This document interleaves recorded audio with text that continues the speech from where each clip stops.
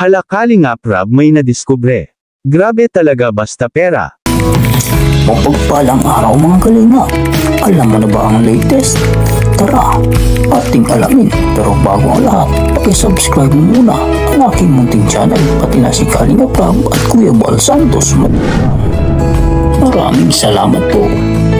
Mga Kalingap, muli nating balikan si Ingkit alias Korean Girl at maladiwata ang kutis sa ganda. Marami din ang nag-aabang na muling may vlog si Ingkit lalo na dahil may nabuo ng love team sa kanila Ingkit at David. Pansin nyo ba mga Kalingap na napakamasayahing dalaga talaga ni Ingkit? Biruin nyo kahit na sobrang hirap ng kalagayan nila ngayon at dinaanan pa ng malakas na bagyo ang kanilang tinitirahan na bahay kahit butas-butas na ay nakukuha niya pa din maging masayahin. Lagi nating nakikita na masaya si Ingkit kahit anong pagsubok ang kanyang pinagdadaanan ngayon.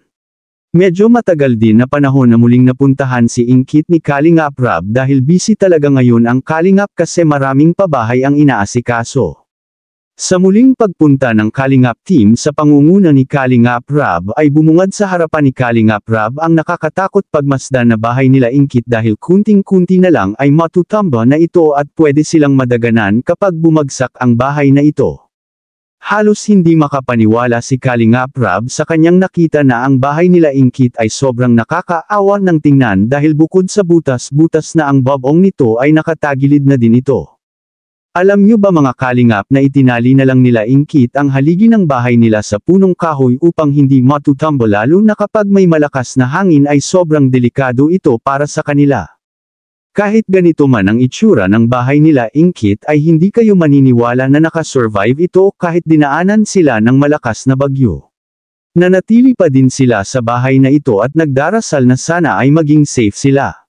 Dininag naman ng Panginoon ang kanilang dasal at hindi sila pinabayaan mga Kalingap dahil as you can see nakatayo pa din ang bahay nila hanggang ngayon. Nang makita ni Ingkit na muling pumunta si Kalingap Rab sa kanila ay sobrang saya ni Ingkit.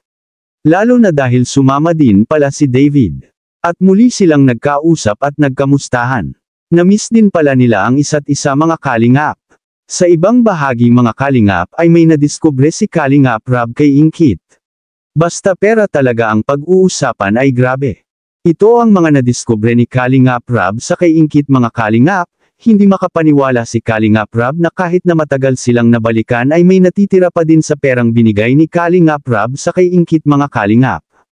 Kung ating matatandaan ay 3 months ago na, noong huling na vlog sila Ingkit at David. Sobrang galing talaga ni Ingkit humawak ng pera mga Kalingap dahil kahit wala siyang bangko o bank account na kung saan ay pwede niya i-deposito ang pera ay nagawa niya pa din itong tipirin at pagkasyahin sa kanilang mga pangunahing pangangailangan. Unang-una sa kanyang pag-aaral. Pangalawa ay ang mga needs nila sa bahay lalo na sa pagkain nila kagaya ng bigas at pang-ulam. Ganon kagaling si Ingkit magtago ng pera at magtipid. Kanya lang itong gagastusin pag sa mga importanteng bagay. Alam nyo bang nagtanong si Kalingap Rab kay Ingkit kung may bank account ba si Ingkit? Baka mabigla na lang ang mga viewers dahil may big time sponsor na si Ingkit na sisigot sa kanilang pabahay at kanyang pag-aaral. May nagbigay na kay Ingkit ng malaking halaga na 10,000 pesos mula kay tita from Australia. At syempre ay meron ding binigay na pera si Kalingap Rab para kay Ingkit na 3,000 pesos. Pandagdag sa kanyang allowance. Hindi din magtatagal ay mapapabahayan na sila Ingkit. Naka-line up na din sila Ingkit na isa sa mga importanteng mapabahayan ng Kalingap. Napakabait talaga ng Kalingap, ang pangunahing layunin ay ang makatulong sa mahirap. Anong masasabi mo tungkol dito mga Kalingap? I-comment mo lang sa baba ang gusto mong sabihin at ating babasahin isa-isa.